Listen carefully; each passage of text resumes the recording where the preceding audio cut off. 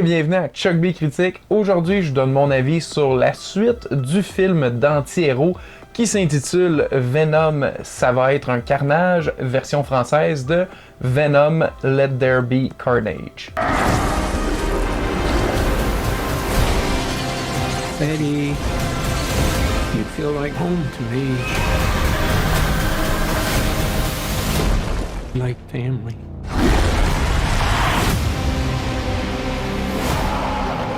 On suit toujours les aventures d'Eddie Brock qui tente de cohabiter avec son symbiote Venom, qui devra faire face aux conséquences de ses actes lorsqu'un tueur en série devient lui aussi contaminé et devient Carnage. En commençant, je dois dire que le premier film, je l'avais somme toute apprécié, mais un peu parce que j'en riais, dans le sens où tout ce qui était exagéré ou drôle comme type de décision artistique, me faisait rire par son ridicule. Et on ajoutait aussi à ça une performance assez éclatée de Tom Hardy. Donc ça a donné quelque chose d'assez étrange, accidentellement, mais quand même plaisant au final. Et donc mes attentes pour cette suite étaient pas nécessairement très élevées parce que je craignais qu'ils veulent reproduire un peu le même mélange étrange, mais là, que ça soit forcé et pas accidentel, donc moins bon. Cependant, il y avait quand même le fait qu'Andy Serkis était à la barre de la réalisation. Soit, on l'a vu beaucoup plus dans des costumes de motion capture pour toute sa carrière,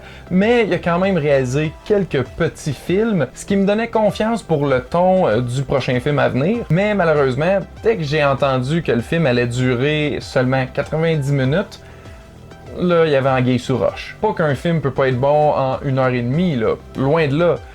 C'est simplement que pour comme une suite de Venom où ce qu'on introduit un grand personnage comme Carnage, 90 minutes, ça semble assez court. Mais par contre, j'espérais tout de même avoir un bon film à l'écran quand j'ai été le voir. Et pour ma part, c'est pas vraiment ça que j'ai eu. Disons que dès les 5 premières minutes, je sentais déjà un problème de rythme. Et par là, je veux pas dire que c'était lent ou trop rapide, mais un peu des deux en même temps. Il y a des moments qui s'étiraient pour rien, puis d'autres qui étaient comme garochés avec un montage super rapide. C'était assez étourdissant. Et je parle même pas des scènes d'action. Ça, c'est une autre chose, je les ai trouvées quand même réussies, mais ce que je veux dire, c'est que le film, dans l'ensemble, il est tout croche. J'ai comme l'impression qu'il y a plusieurs scènes de l'introduction qui ont comme été toutes raccourcies puis raboutées ensemble pour donner quelque chose d'assez inégal. Mais après nous avoir présenté toute l'historique de ce nouveau vilain en Cletus Cassidy, on revient à Eddie Brock avec Venom, qui se chicane un peu comme un vieux couple déjà et tente de mener un semblant de vie normale avec les besoins de Venom qui devient un peu dérangeant. Et tout le long, on alterne un petit peu comme ça entre l'histoire de Venom avec Eddie et Cletus qui devient Carnage. Et personnellement, j'ai nettement plus apprécié le nouveau vilain en Carnage que toute l'histoire qu'on avait avec Eddie et Venom. Parfois, on se sent dans une sitcom à la Friends. Jusqu'à temps qu'on revienne à Woody Harrelson qui livre une performance totalement amusante parce qu'il a justement l'air de s'amuser. Déjà, ils ont bien fait de changer sa perruque frisée pour une autre coupe de cheveux.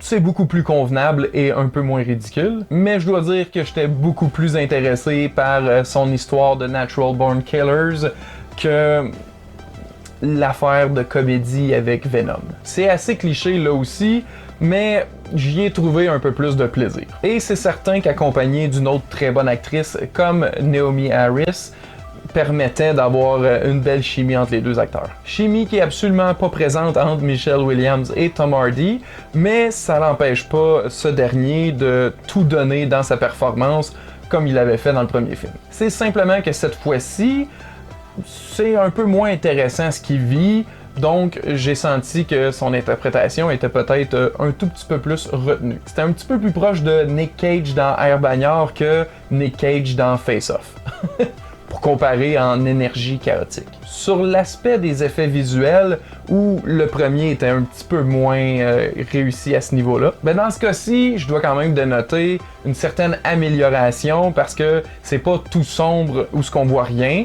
il y a quand même une certaine luminosité et un peu plus de budget qui semble avoir été mis dans la réalisation de ces scènes-là. Et donc, ça donne quand même quelque chose d'assez divertissant lorsqu'il y a des scènes d'action, d'autant plus que maintenant, on a une autre créature qui est rouge, donc ça aide pour pouvoir les distinguer lorsque les deux se battent. Il me semblait aussi qu'ils ont ajouté quelques aspects réels d'intégrer avec les effets spéciaux, donc on avait encore plus l'impression de sentir que les choses se passaient réellement. Mais dans l'ensemble, c'est vraiment pas un film réussi, et j'ai même l'impression que c'est une version qui, selon moi, a été transformée et un peu réduite pour mieux se vendre par les studios. Ce qui est dommage parce que je préfère 100 fois mieux une vision complète, autant longue soit-elle, que quelque chose de réduit et conventionnel. Je sais pas si on aurait eu un film si remarquable que ça, mais quelque chose d'un peu moins ordinaire que ce qu'on a eu. Donc si vous êtes vraiment curieux ou un méga fan de super-héros puis vous en manquez pas un, peut-être que vous allez vouloir le voir sur grand écran. Sinon, mon conseil serait de peut-être attendre que ça sorte sur une plateforme de streaming. C'est malheureusement pas non plus un so bad it's good parce que ça l'essayait trop de l'être consciemment. Mais si vous l'avez déjà vu ou le premier, j'aimerais ça savoir ce que vous en avez pensé. Dites-moi ça s'il vous plaît dans les commentaires ci-dessous. Alors je vous dis un grand merci à tous et à la prochaine!